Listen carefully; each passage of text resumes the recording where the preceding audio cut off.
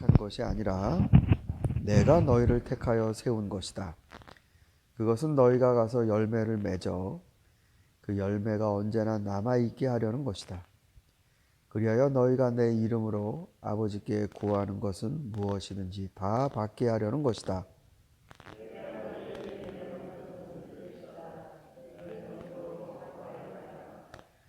세상이 너희를 미워하거든 세상이 너희보다 먼저 나를 미워하였다는 것을 알아라. 너희가 세상에 속하여 있다면 세상이 너희를 자기의 것으로 여겨 사랑할 것이다. 그러나 너희는 세상 속에 속하지 않았고 오히려 내가 너희를 세상에서 가려 뽑아냈으므로 세상이 너희를 미워하는 것이다. 아멘. 주님이 먼저 선택한 것이라고 말씀을 하십니다. 제자들이 예수님이 좋아서 예수님을 선택해서 쫓아다니는 게 아니라 주님이 어떤 조건인지는 모르겠지만 그냥 뭐 12 제자, 지금 이제 가룟 유다는 밖으로 나갔으니까 11제자, 이 제자를 주님이 뽑으신 것이다. 근데 이제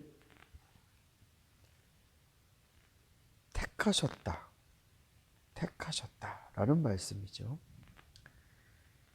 근데 이제 우리 그리스도인들도 우리들이 주님 앞에 선택을 받았다, 택함을 받았다라는 얘기를 이제 많이 합니다. 그리고 특별히 이제 저희와 같은 이런 장로교 신학에는 하나님이 미리 정하셨다.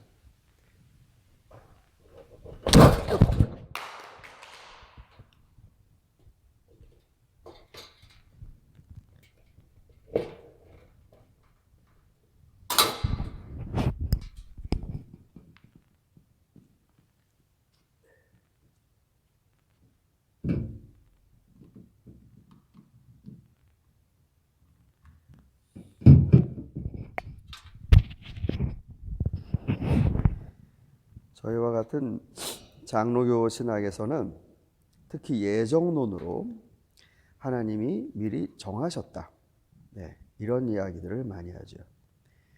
근데 칼빈도 그렇고 성경도 그렇고 이게 어느 맥락에서 하나님이 우리를 미리 택하셨다, 주님이 우리를 택하셨다라는 말을 하냐면, 자 보십시오. 제자들이 지금 주님이 끝까지 사랑하시는 마지막 모습을 경험하고도 뿔뿔이 흩어지고 모른다라고 하고 신앙이 마치 그냥 무슨 초기화되는 것처럼 다 밑바닥으로 떨어지고 이런 상황이 벌어지지 않습니까? 그러면 자신들이 생각하기를 주님을 믿고 따랐던, 주님께 듣고 또 내가 막 뜨겁게 고백했던 이런 모든 걸 물거품으로 생각할 수 있습니다. 그런데 주님께서는 그게 아니고 너희는 열매를 맺는 그런 존재로 택함을 받았다. 이렇게 되면 내가 정말 주님 앞에 너무나 부끄러운 일을 했음에도 불구하고 이런 나를 보시고도 나를 택하신 것인가? 이런 마음의 스페이스가 생깁니다. 내가 너를 택하였다. 주님, 제가 이런데도요. 그래, 너 그런 것, 그런 모습 다 알지만 넌 그게 다가 아니다. 내가 너를 택했다. 이게 마음속에서 엄청난 바운스백이 됩니다. 이게. 그래서 이 나쁜 의미에서 내가 택함 받았다라는 게 발전하면, 그쪽으로 발전하면 마음대로 이 엉망으로 살아도 나는 뭐 정해 놓으셨으니까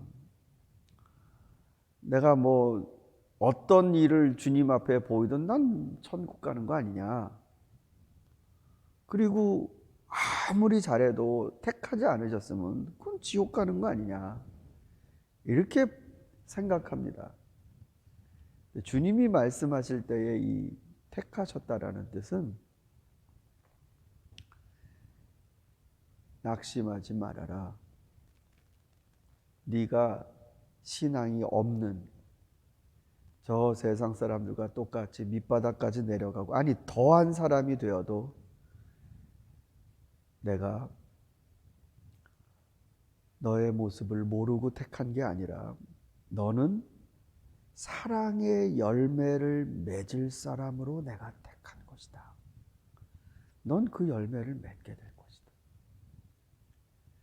그러니까 자기에 대해서 주님이 말씀하신 것을 부응해 갈 수 있는 힘이, 밑바닥에서 주저앉지 않고 일어날 수 있는 힘이 예수님이 이 말씀에서 나오는 겁니다. 그래서 세상에서 가려 뽑아낸다. 사랑하도록. 너희가 열매를 맺어야 하는데 그 열매, 주님의 계명에서 나오죠. 서로 사랑하여.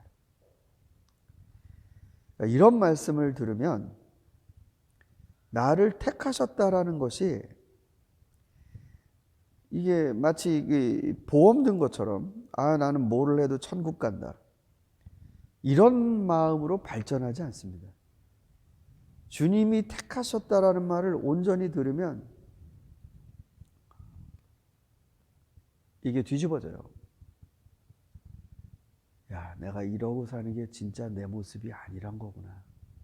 주님이 보신 내 모습, 사랑의 열매를 맺고 살아가는 내 모습을 보시고 가려서 날 뽑아내셨다. 그러니까 뭐가 진짜고 뭐가 가짜인지가 정신이 바짝 차려지죠. 내가 지금 이러고 사는 게 진짜가 아니구나. 주님이 보신 모습, 그 모습으로 살아가는 나를 아시니 나를 가려 뽑으신 거구나. 그러며 말씀하십니다. 그런데 너희가 그런 삶을 살아가려고 할 때 세상이 너희를 미워할 것이다. 네. 너희가 그렇게 살아가려고 할 때 세상이 너희를 미워하게 될 것이다.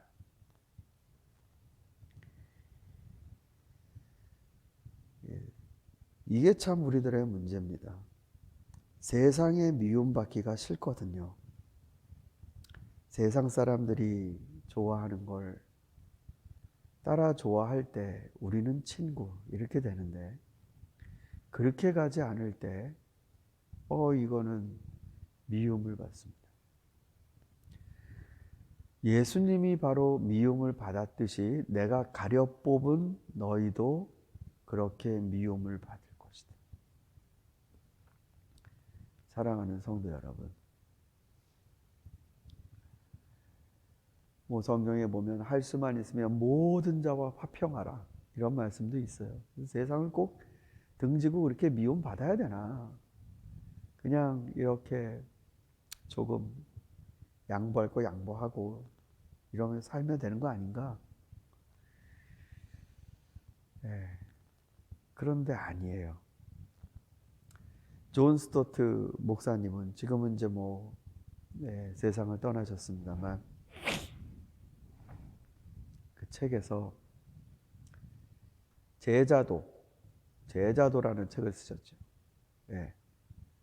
그러니까 원래 이제 한국말로는 제자도라고 번역을 했습니다만 원래 원제는 radical disciple입니다. radical. 그러니까 radical이라는 말 자체는 극단적이란 말이에요. 극단적인. 근데 여기에서의 radical은 우리는 이 단어를 잘 안 선택해요. 뉴스에서도 이 단어가 나오면 정말로 좀 심각하게 보지만 존 스토트가 레디컬이라는 말을 쓴 거는 주님이 말씀을 하셨는데 사람들이 이거를 계속 흐리게 봐요. 흐리게. 왜 뭐 이렇게 사진 찍으면은 뿌옇게 나오는 경우들이 있죠. 초점이 안 잡히면. 그러니까 주님의 말씀을 초점을 제대로 안 잡고 뿌옇게 봐요.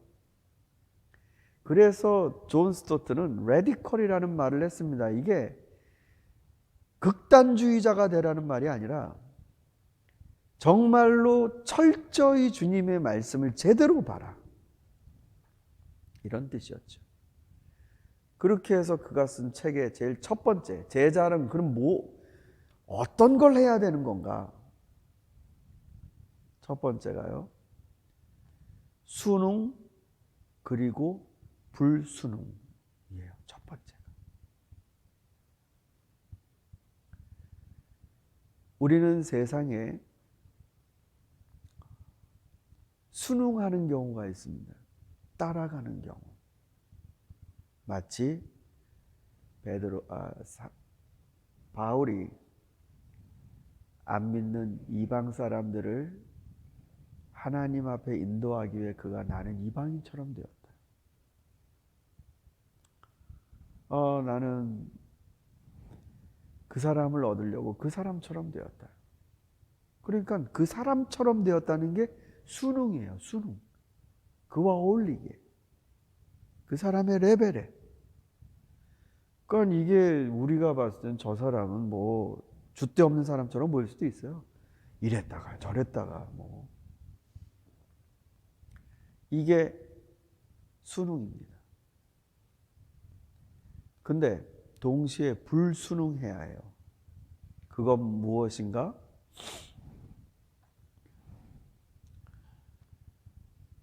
존 스토트는 그랬습니다. 우리가 세상 가운데서 마치 사도 바울처럼 세상 사람들이 하나님 앞에 나오게 하기 위해 우리가 마치 무슨 뭐 별동대에 있는 사람처럼 와갖고 이렇게 인도하는 게 아니고 그들의 삶의 모습을 그대로 갖고 나가지만 절대로 순응해서는 안 되는 게 있다. 두 가지라고 그랬어요. 두 가지. 첫 번째는 현세주의. 현세주의가 뭐냐면 이게 다예요. 이게. 그러니까 우리가 언제까지 몇 살까지 살게 될지 모르지만 죽은 다음에 뭐 없고요. 우리가 사는 이게 다예요. 지금 이게 다다. 그게 현세주의예요. 세상은 그 생각을 갖고 있죠. 이게 다인데 뭐가 더 있다고. 두 번째는 뭐 비슷합니다만 기복주의예요. 기복주의. 신앙에 있어서 이런 것들을 순응할 수 없다. 사람들은 이걸 좋아해요. 세상은 이걸 좋아해요. 그러나 예수님을 좋아하면서 동시에 이거를 좋아할 수가 없어요, 여러분. 이거를 레디컬하게 봐야 합니다. 이 정리가 안 되면 신앙이 10년이 가건 20년이 가건 진도가 안 나가는 거예요. 이걸 분명히 봐야 합니다. 어떤 걸 순응하고 어떤 걸 불순응해야 되는가.